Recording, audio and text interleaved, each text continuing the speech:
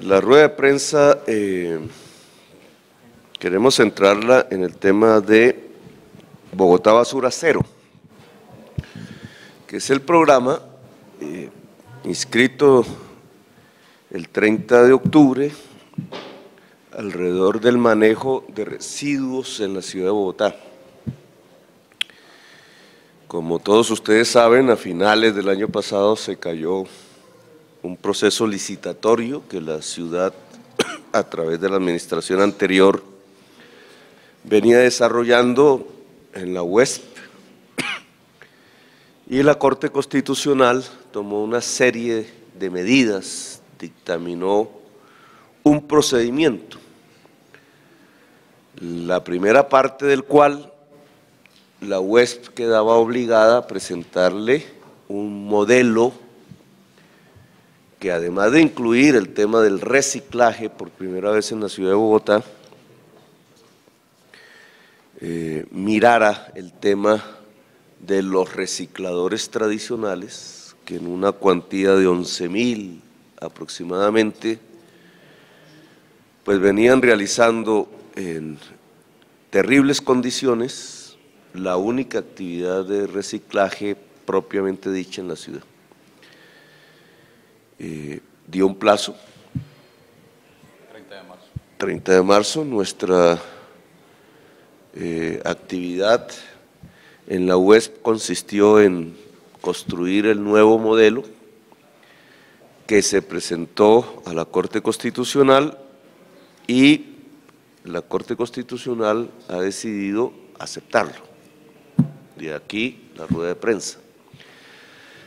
La rueda de prensa obviamente no es para anunciar lo que ya sabemos, sino para explicar en qué consiste este modelo, porque lo que viene es una implementación paulatina del modelo basura cero en la ciudad. Aún quedan unos pasos que no están en las instancias de la administración distrital, que no son de nuestro resorte, sino que lo son de la Comisión Reguladora. Así que le voy a ceder la palabra a Guillermo Asprilla, director de la Unidad Administrativa Especial de Servicios Públicos, UAESP, que fue, digamos, el conductor de este éxito. Finalmente son años de fracaso de la administración bogotana por reconstruir un modelo de residuos a la altura del siglo XXI e incluyente.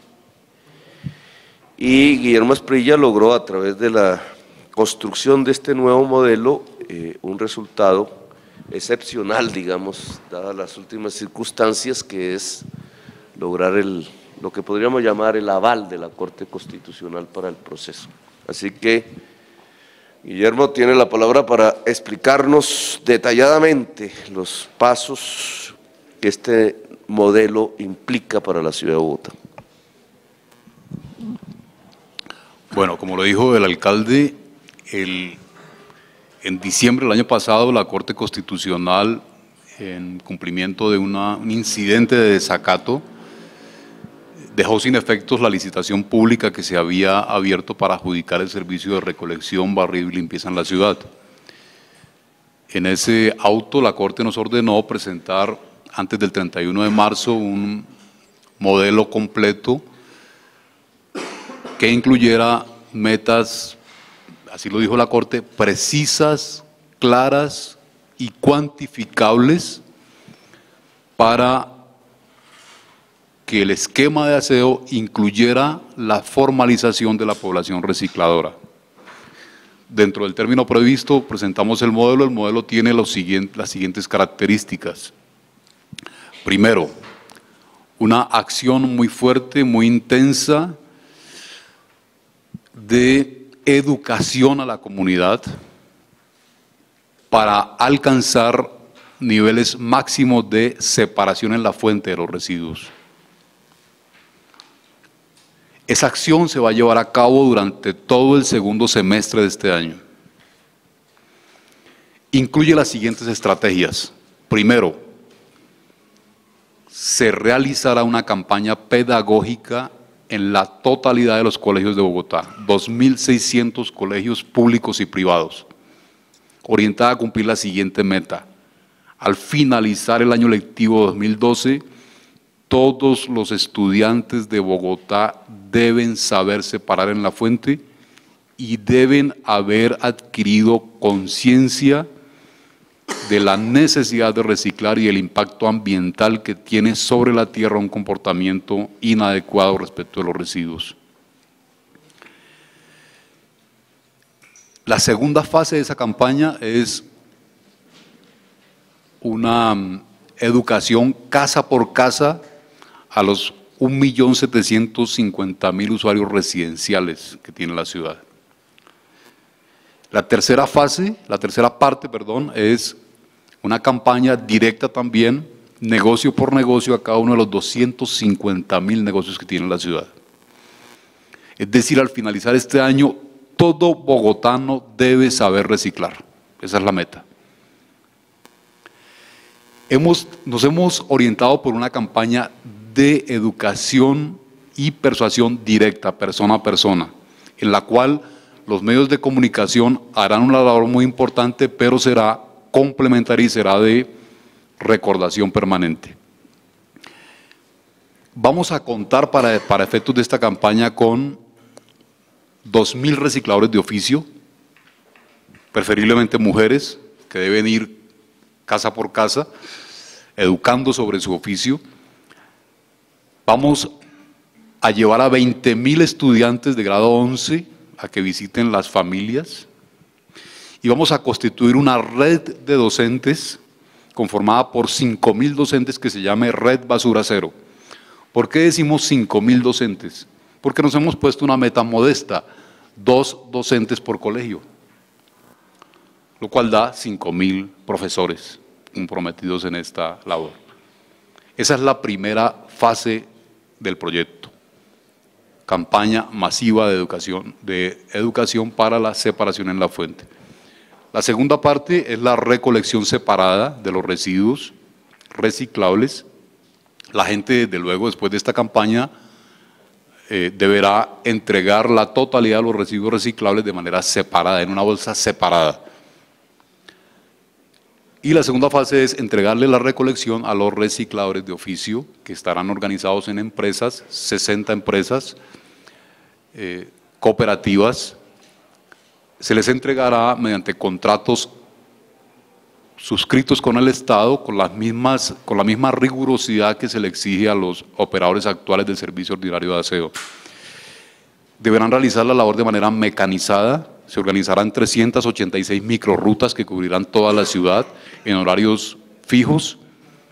Y el propósito de todo este plan es que podamos formalizar y remunerar en condiciones dignas el trabajo de los recicladores, garantizándoles el acceso al derecho a la seguridad social.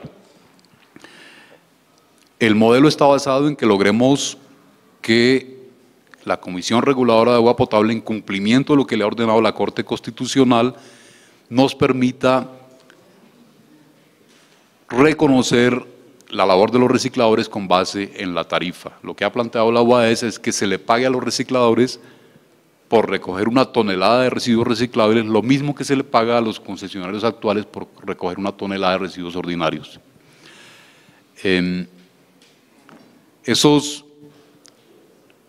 Se hará la recolección de manera mecanizada con 186 vehículos y el reciclaje irá a 60 centros de acopio en donde deberán trabajar entre 7.000 y 8.000 recicladores de oficio, separando y clasificando y embalando los residuos para su comercialización. El plan, desde luego, implica otras necesidades. Tenemos que avanzar en la regulación del servicio, tenemos que presentar al Consejo de Bogotá unas normas que nos permitan monitorear y sancionar a quien no cumpla sus deberes sociales respecto del reciclaje. Tenemos afortunadamente un plan de manejo de residuos que nos permite actuar, nos permite iniciar ya la labor. El plan implica también organizar 6 parques de reciclaje, que son la parte que demanda mayor inversión, y debo decirles que el alcalde ha dado instrucciones precisas y así se ha cumplido para que toda la apropiación presupuestal necesaria para cumplir este propósito de basura cero se cumpla. En últimas, lo que buscamos es pasar de un modelo que está organizado para enterrar 6.300 toneladas de basura al día a un modelo que nos permita aprovechar la totalidad de los residuos, del enterramiento al aprovechamiento. Ese es el salto cualitativo que estamos dando. A partir de hoy inicia el día cero del cronograma de la licitación. La licitación requiere un paso previo, que es la aprobación por parte de la Comisión Reguladora de Agua Potable de las áreas de servicio exclusivo. El estudio técnico está en curso, iniciamos ya ese proceso, ya no hay obstáculos para abrir la licitación y dependemos en todo caso del tiempo que la CRA utilice en calificar el estudio que se le presente para las áreas de servicio exclusivo. Pero está definido el marco general de la licitación, están definidos los criterios y la ciudad se enrumba pues hacia un modelo que ya no va a tener tropiezos. Las facturas no deben cambiar, porque ¿qué es lo que vamos a hacer? Actualmente 1.100 toneladas que son de material reciclable se están enterrando. Y desde luego que enterrarlas implica recolectarlas y transportarlas. Todo eso se paga. Entonces, eso que se le está pagando hoy a los consorcios por recoger, transportar y enterrar material que es reciclable, va a pagárseles a los recicladores de oficio. Entonces, la factura no debe cambiar. Yo creo que la ciudadanía debe preocuparse más porque se cumpla el modelo de que hagamos reciclaje y separación en la fuente, que por los contratos grandes que ya están en curso. Nosotros tenemos, como le decía, un cronograma, dependemos de la CRA y es imposible decirle ahorita en qué fecha se adjudicará la licitación, pero lo que le digo, el cronograma ha empezado y nosotros cumplimos con nuestros cronogramas en tiempo. Las sanciones, mire, las sanciones dependen, hay una ley marco, una ley que ordenó a los consejos municipales, y en este caso al distrital, expedir acuerdos para reglamentar en su ciudad el comparendo ambiental. Esa es responsabilidad del gobierno presentarle al Consejo de Bogotá un proyecto de acuerdo que permita sancionar a quienes incumplan sus obligaciones ambientales. El tema del reciclaje es una obligación ambiental. Lo que le puedo adelantar es que nosotros vamos a ir en fases, primero educación, después persuasión, pero las sanciones deben ser también muy rigurosas. ¿Sí? No deben permitirle a la gente ser laxa o ser irresponsable con la ciudad. Por ejemplo, una gran superficie que genera toneladas de residuos al día, si no cumple sus obligaciones le causa un gran daño al medio ambiente. Entonces nosotros vamos a presentar un marco de sanciones riguroso. Eso está ya previsto en la normatividad nuestra. Las sanciones son, primero, amonestaciones, segundo, pecuniarias, y pueden ir hasta el cierre de un establecimiento. ¿Sí? Eso está ya previsto. Lo que pasa es que necesitamos que el Consejo apruebe el acuerdo que las formalice, pero aquí ya hay procedimientos, hay jurisprudencia, hay códigos de policía. Lo que pasa es que estas sanciones, para que sean eficaces, requieren un aparato administrativo, ¿sí? Necesitamos montar un equipo de monitores del servicio y un equipo de jurídico y técnico que resuelva los casos de violación, porque si no, se quedan escritos. Sí, podemos tener un gran código ambiental, pero si no hay un aparato de policía administrativa, no de policía armada, sino de policía administrativa que le haga cumplir, se va a quedar escrito. Y nosotros nos orientamos hacia eso, hacia tener una planta importante de personas orientadas o dedicadas a hacer cumplir las normas ambientales. La forma como se va a prestar el servicio ordinario de aseo es muy similar a la actual, con la diferencia de que ellos no van a estar autorizados para recoger material reciclable. hay un contrato adjudicado para desarrollar un sistema de información que implica que los carros tienen GPS y tienen una balanza electrónica que en tiempo real reporta el peso recolectado. Eso debe seguir en la misma forma porque eso no es esencial para el servicio. Primero, las tarifas las fija la Comisión Reguladora de Agua Potable. O sea, eso es… Las reducciones o alzas son competencia de la Comisión Reguladora de Agua Potable. No debe haber, en principio, el modelo financiero que hemos diseñado no implica aumentos en la tarifa. Segundo, cambios en las áreas de servicio exclusivo. Dependen del estudio financiero. Las áreas de servicio exclusivo responden a un modelo financiero. ¿Qué pasa hoy? El modelo financiero ha cambiado porque los operadores ordinarios dejarán de recolectar, si tenemos éxito, 1.000 toneladas diarias, es decir, aproximadamente el 20%, un poco menos del 20% de lo que recolectaban. Eso implica cambios en el modelo financiero. Entonces, hay que presentarle un estudio a la Comisión Reguladora con el nuevo modelo financiero que implica a los recicladores. La Corte ha dicho que no es admisible el esquema de libre competencia para recicladores. Es decir, los recicladores también van a tener áreas exclusivas. Esas áreas van a ser acordadas con ellos porque ellos tienen rutas tradicionales, ¿sí? Pero implica áreas de servicio exclusivo. ¿Cuál fue la otra pregunta que hiciste?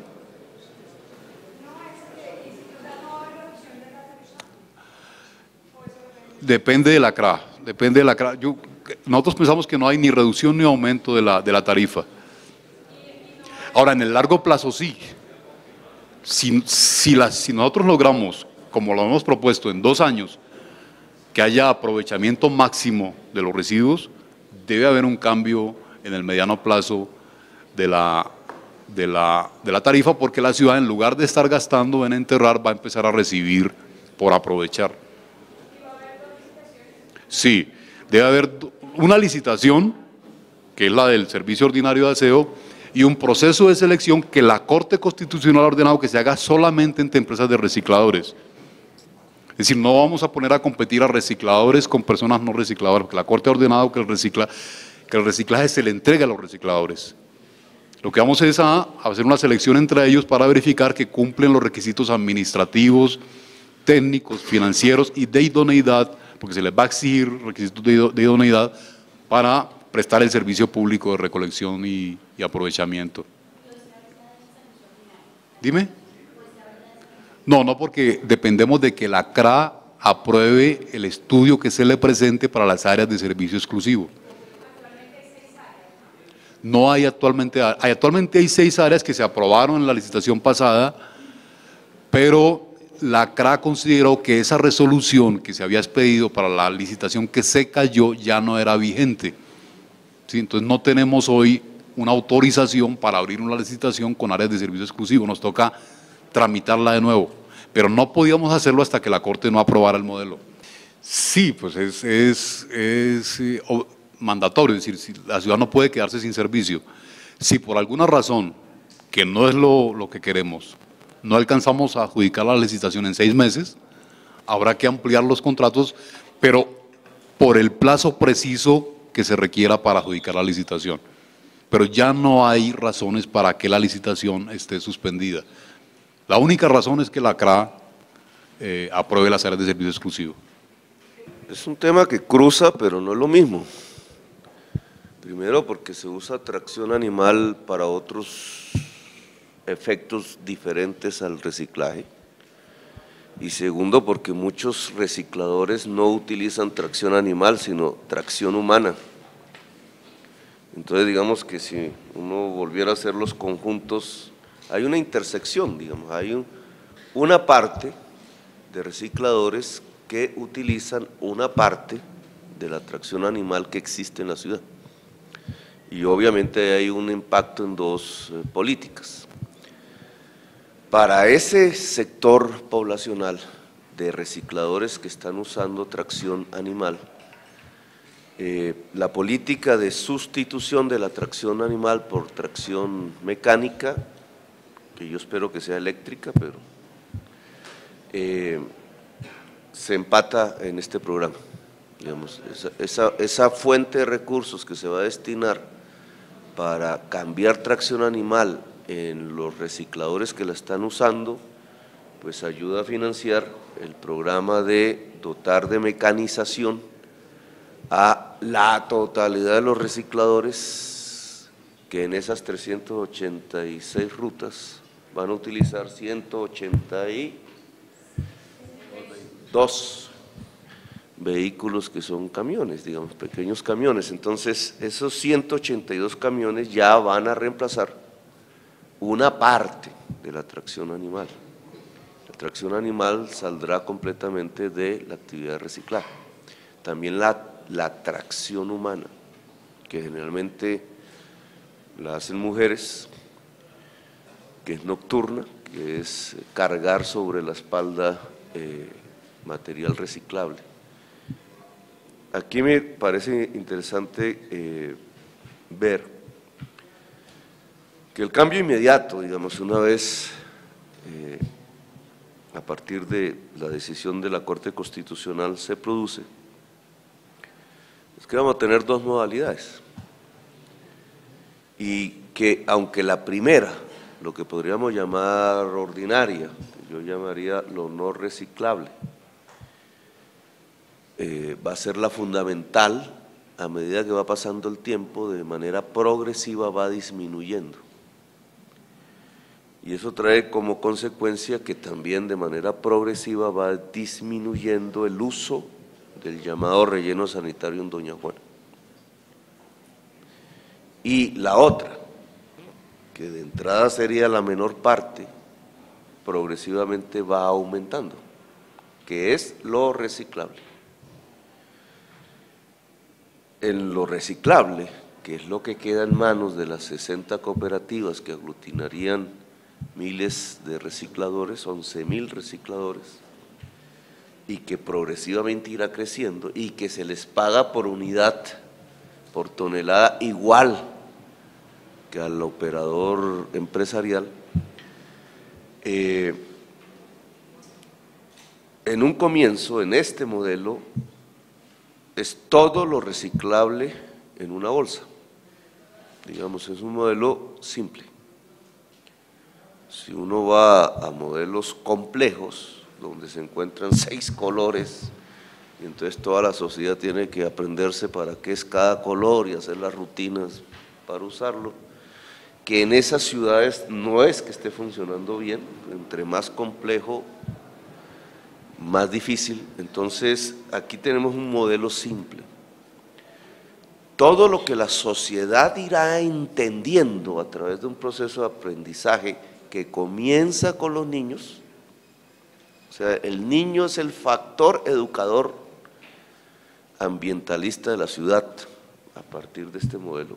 Esa es la tesis, es el niño el que va a educar al papá, a la mamá, al vecindario, etcétera.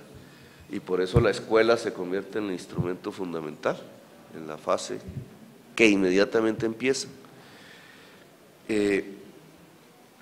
Va a enseñar algo simple, es qué es reciclable, qué no es reciclable. Y lo reciclable va a una bolsa. Y esa bolsa es la que recogen las 60 cooperativas, los 11.000 recicladores, las 386 rutas en los 182 camiones, que tiene una parte final que es seleccionar eso, que lo harán los mismos recicladores en unos centros de acopio, y viene una fase industrial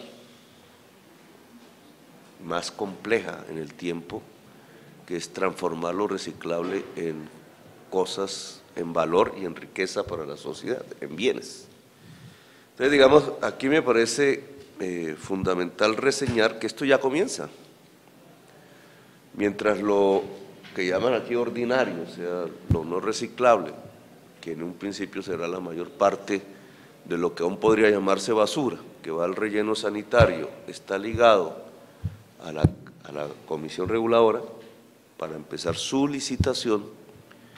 El otro proceso, que es educar, y la estructuración de los recicladores para que tengan la capacidad mecanizada de recoger las cantidades que serán cada vez más crecientes de lo reciclable, comienza ya. Comienza ya. Y comienza ya, en el caso de los niños, es la educación de los niños para que sean los grandes educadores de la sociedad bogotana en materia de reciclaje. Objetivo, en el mediano plazo, que lo que hoy llamamos ordinario y es lo más, se vuelva a cero. Es decir, se deje de usar el relleno como tal y toda la actividad de zonas exclusivas terminaría deprimiéndose en provecho de la otra actividad, que es la actividad del aprovechamiento, es decir, del reciclaje. Eso es lo que va a pasar, digamos, en la práctica. Así que lo bonito de este proceso es que tendremos a los niños educando a la ciudad sobre la importancia y la práctica misma del reciclaje. La mayor parte de los recicladores trabaja con tracción humana. Yo quisiera que ustedes hicieran el registro histórico de pararse una noche a la 1 de la mañana en la avenida Boyacá para ver a las decenas de mujeres, de hombres y de niños transportando carretas que llevan más de 100 kilos de residuos en trayectos que son de más de 10 kilómetros cada noche.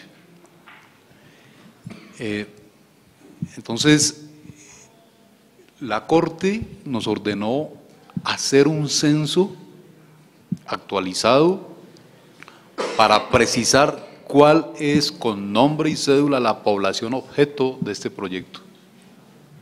Esa población es la que se va a organizar en empresas. Claro que esto implica un cambio cultural profundo y es el cambio en el que estamos comprometidos. Claro que hay una cultura de desidia con los residuos, de irresponsabilidad social con los residuos. Y esa cultura vamos a cambiarla con la ciudadanía. Y como dijo el alcalde y como le dijimos a la Corte, con los niños. Ese es el cambio más profundo que va a haber. Nosotros vamos a hacer al final de este gobierno una ciudad realmente verde. Verde porque habremos limpiado el agua, habremos limpiado la tierra y habremos limpiado el aire con el modo Ferrer. ¿Sí? Ese es el propósito de nuestro proyecto político. Tierra, aire y agua limpios, porque los estudios que hay muestran que un gran porcentaje de la población recicladora es de mujeres. Y muchas, repito, deben hacer su oficio acompañadas de sus hijos porque no tienen con quién dejarlos. Entonces, ahora tú preguntas por la remuneración. Todo el modelo financiero que se presentó a la Corte está basado en una remuneración de salario mínimo. Nuestros estudios determinan que los recicladores de oficio, los que están en la calle metiendo la mano en la bolsa y transportando en carretas, ganan menos del salario mínimo diariamente, no logran recaudar el salario mínimo y por supuesto no tienen seguridad social. ¿Cuál fue la otra pregunta que hiciste? Los parques. Los parques de reciclaje, la ciudad había aprobado ya 6 parques de reciclaje, tuvieron el inconveniente de que se situaron muy cerca de zonas residenciales. Entonces, por ejemplo, el Parque del Tintal se enfrentó a la oposición de los barrios circundantes. Nosotros nos hemos comprometido a organizar esos 6 parques de reciclaje, pero vamos a hacer lo posible, en eso estamos trabajando con planeación, para que no estén ubicados cerca de zonas residenciales, sino que estén en zonas industriales. Bogotá tiene zonas industriales, ya determinadas en el POT y determinadas por su economía. Eso, hay que hacer lo posible porque esos parques no afecten las viviendas circunvecinas. Y desde luego que también hay que hacer un trabajo educativo para que la totalidad de la ciudadanía acepte que tiene responsabilidades, de que no toda la carga del manejo de los residuos debe pasarse a los habitantes pobres del sur de la ciudad, los que están alrededor del relleno, sino que toda la ciudadanía tiene responsabilidades sobre esto. Mire, el factor de calidad es un factor de la tarifa del SITP, ¿sí? Se aplica cuando el SITP esté en marcha. Para fijar la tarifa se hace una ponderación de dos factores: la puntualidad, ¿sí?, y la regularidad. Sí, hemos planteado a la Corte que debemos entrar en procesos de concertación con los grandes compradores del material reciclable. En Colombia hay grandes compradores de cartón y de papel y grandes compradores de vidrio y plástico. Ahora, sí se está registrando, pero es un tema del cual no tenemos certeza aún. Estamos en la UES iniciando esos estudios. Sí sabemos que hay importación de material reciclable, es decir, que Colombia está importando residuos. Aspiramos a que si nosotros logramos proveerle a las empresas compradoras de materias primas un flujo permanente, serio, organizado de material de alta calidad en cantidades seguras, las empresas preferirán comprarnos a nosotros que estar al albur de lo que puedan conseguir afuera. O sea, vamos también hacia una normalización del mercado del reciclaje.